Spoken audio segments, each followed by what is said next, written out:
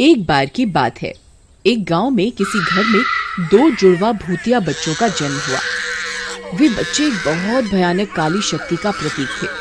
वे बच्चे उम्र में बाकी बच्चों के मुकाबले दुगना तेजी से बड़े हो रहे थे और देखने में दोनों बहुत भयानक थे।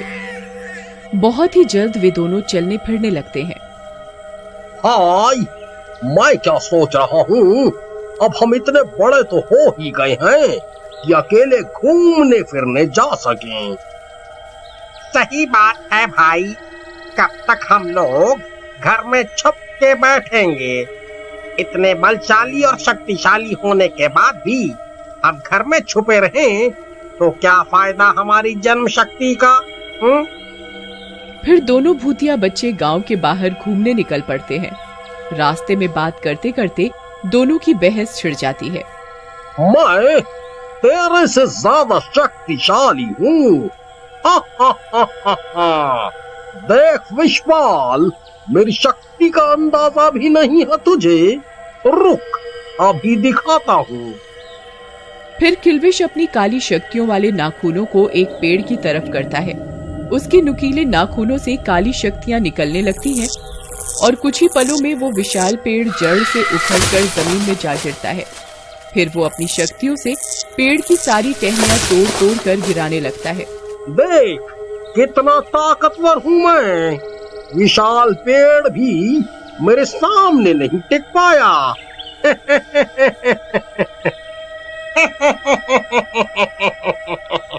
बस यही ताकत है तेरी?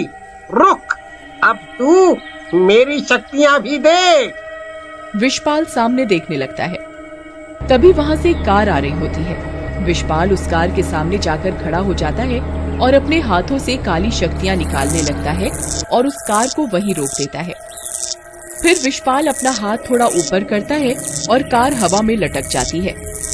कार के अंदर बैठे लोग डर के मारे चिल्लाने लगते हैं। अरे मर गया, अरे छोड़ दे, तेरा दास बेटे, अरे गाँव वालों बचाओ, बचाओ, बचाओ। देख कैसी ये गाड़ी मेरी शक्तियों के सामने तुच्छ वस्तु लग रही है। अब देख मेरा कमाल।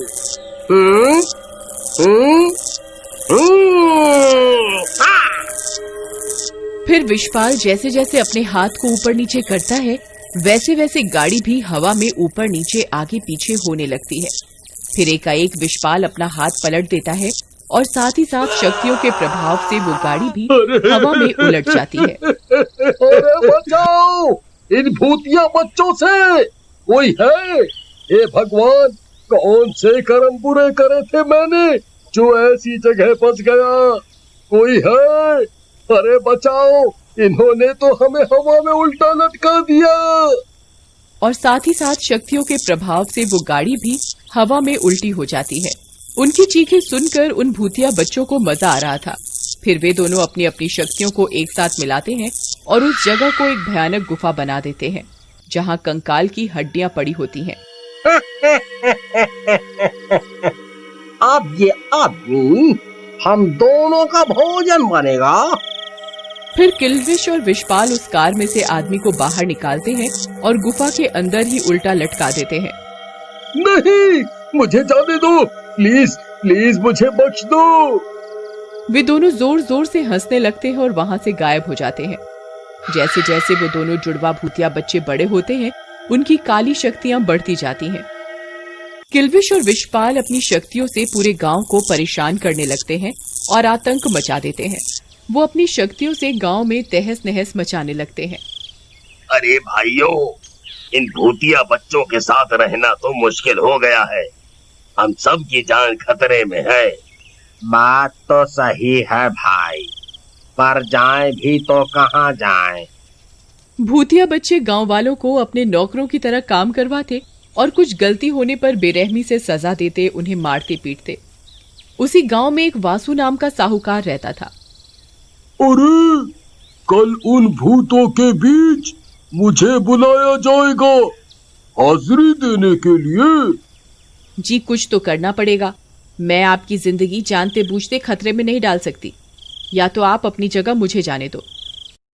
मैं इतना भी कायर नहीं हूँ कि खुद बीवी के पल्लू में छुप जाऊं और बीवी को मौत के मुंह में धकेल दूं। कल होने में अभी एक रात बाकी है। मैं कुछ ना कुछ रास्ता जरूर निकालूंगा। उस रात एक चुड़ैल सज धज कर सर पर आग से भरी मटकी लेकर घूमने निकली। गांव वाले चुपचाप अपनी खिड़कियों से ये नजारा देख रहे थे।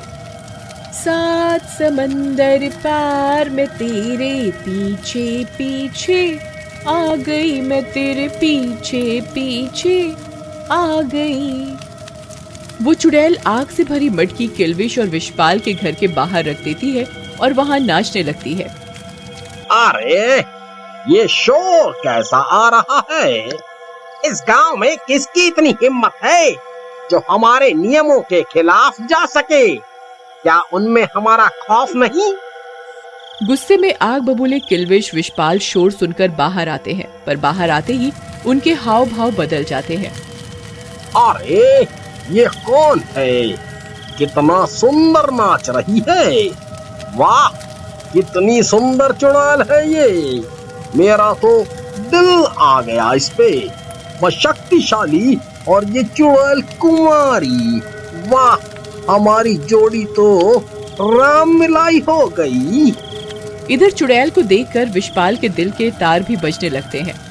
अरे वाह, ये चुड़ैल तो लगता है मेरे लिए ही बनी है। मुझे ये बहुत पसंद है। अब मैं इससे ही शादी रचाऊंगा।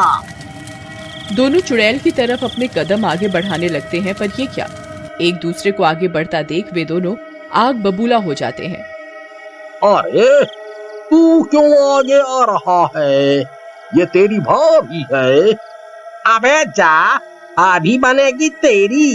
मैं तो इस चुड़ैल से शादी करूंगा। ए विशपाल, अपनी औकात में रह। इससे पहले मैंने देखा था, ये मेरी है। तू चुप कर काली किल्विश, ये मेरी है। एक दूसरे की बात सुन के उनके बहस गर्म हो जाती है और दोनों खुंदक में आ जाते हैं, क्योंकि दोनों में से कोई भी पीछे हटने को तैयार नहीं था। अरे तुम दोनों लड़ना बंद करो, मैं शक्तिशाली भूत से ही शादी करूंगी। एक काम करते हैं, शक्तियों का युद्ध रखते हैं। तुम दोनों में से जो युद्ध जीत जाएगा वो बनेगा मेरा राजा। तुझे अगर ये लगता है कि तू मुझसे ज्यादा शक्तिशाली है तो चल, तेरा ये वहम भी दूर कर देता हूँ। क्यों ना ताकत का युद्ध किया जाए। जो इस युद्ध में जीतेगा ये सुंदरी उसकी। मंजूर? मंजूर। अगर तुझे हार कर ही पीछे हटना है तो ये ले, सामना कर मेरी काली शक्तियों का। वे दोनों एक दूसरे पर काली शक्तियों के प्रहार करने लगते हैं। दोनों ही तरफ से एक से भयंकर एक काली शक्ति आती है। मौका देखते ही वो चुड़ैल जादुई मटके की आग से उन दोनों के चारों तरफ आग का घेरा बना देती है।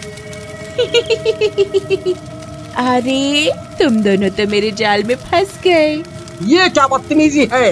क्या तुम्हें पता नहीं कि हम इस गांव की सरकार हैं और तुम्हारी इतनी जुर्रत कि तुम हमसे पंगे लो?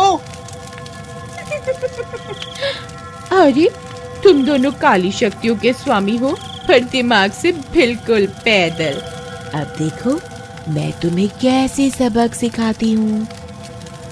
कुछ ही पलों में मायावी आग बुरी तरह फैल जाती है और किल्विश विशपाल को अपनी चपेट में ले लेती है। दोनों भूतिया भाई उस आग में जलने लगते हैं।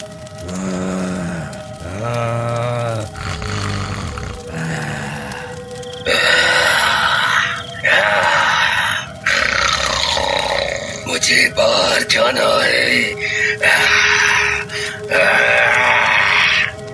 ये खौफनाक नजारा देखकर गांव वाले घरों से निकलते हैं तो पाते हैं कि चुड़ैल के भेष में वासु साहूकार खड़ा था। अरे वासु, वाह, तुमने तो कमाल ही कर दिया। भाई, सूझबूझ से काम लिया जाए तो सब हो सकता है। अब देखो, इनकी शक्तियाँ इन पे ही भारी पड़ गई। वे लोग जोर जोर से हंसने लगते हैं और सुकून की सांस लेते हैं।